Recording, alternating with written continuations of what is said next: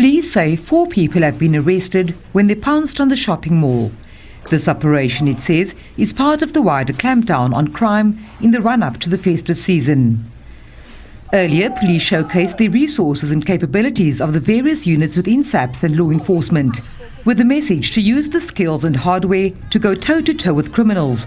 As part of the operational plan, there will be an increase in police visibility countrywide, with some 2,600 new recruits earmarked for the Western Cape.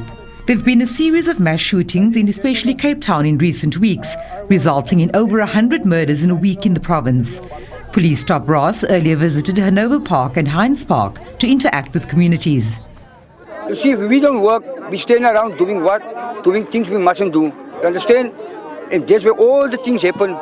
So if the government provides us with work, because there are old people, disability people that are working. So I don't understand why they're working, but we are healthy, we are young. I'm a father of 8 children.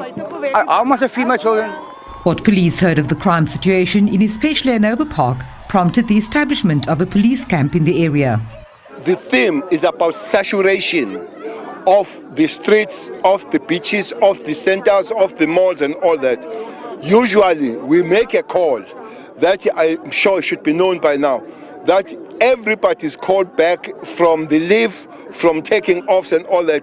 That's why I'm saying that when January comes, maybe that's a good time for the police to go and rest, because as everybody is enjoying the holiday, but police, we're called in December. So that's what we'll be doing. Police coming back from leave and all are here. We'll be giving extra cars. We have given cars about 3-4 months ago. We'll be giving other extra cars to increase the saturation and visibilities, especially on these areas that are infested with crime. An operational plan with key focus areas have been handed over, with border security, cash in transit heists and extortion among the priority areas. We have established teams that have gone out there, and we are going to hunt those criminals. By the way, we have got quite commendable success that we have done in cash in transit recently. If you remember the Makado shooting, the Kwamashu shooting, in Gauteng itself we arrested over 8 suspects that were involved in CIT within Gauteng. So the ones that have harassed us recently, definitely we are behind them and we are going to catch them. Extortion across the country is also being tackled. Western Cape is the first province to start to have an extortion team, an established extortion team. That team is still available, is still working, and actually even the kidnapping team we started here. So the other provinces have established theirs since here, and we will continue making arrests and investigating those cases of extortion. We will make sure that we heighten.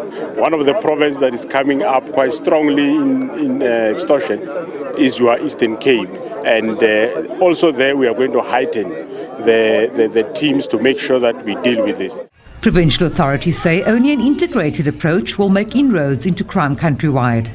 We will be stepping up in terms of LEAP, where we have our LEAP officers in the Hanover Park and here in the Samora Machel area, which covers the Heinz Park, because we are wanting to work with national and with local government, knowing that we all ultimately have a role to play towards community safety. And from our side, we will continue to work with our neighbourhood watches, 17,500 across our province, which we accredit and fund and also train. So we are stepping up and working with SABC in the province, but also at the national level.